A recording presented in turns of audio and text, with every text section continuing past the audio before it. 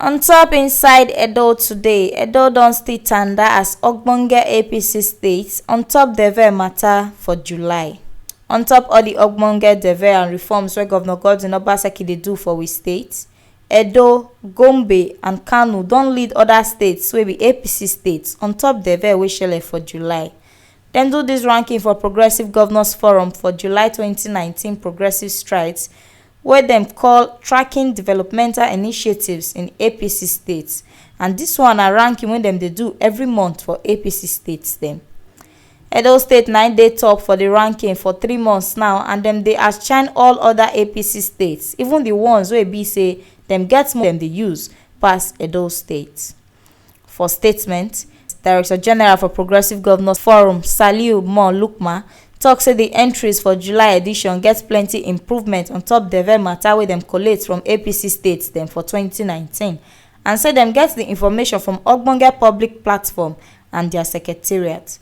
He add say ogbonge increase dey on top of the initiatives wey Edo, Gombe and Kano states don record for 11 ogbonge sectors wey be empowerment, health, education, infrastructure, security, welfare, economy, agriculture, environment and capacity building. E tok say Lagos follow for 10 sectors, Ekiti dey for 9 sectors, Borno dey for 7, Niger, Ogun, Osun and Yobe states dey for 5 sectors, Kogi and Plateau states dey 4, Kano and Ondo dey for 2 sectors, and Jigawa, Kebbi and Nasarawa states dey for 1 sector.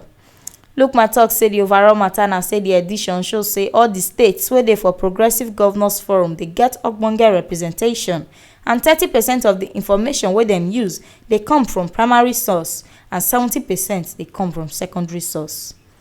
Na here we see this ogbonge update reach on top wetin shele for inside Edo today, as Edo State don still tanda as ogbonge APC states on top deve matter for July.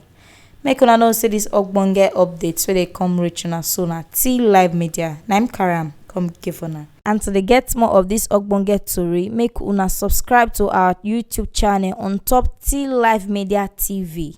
Make una comment and like all our videos. Make una still follow us for Facebook on top T Live Media.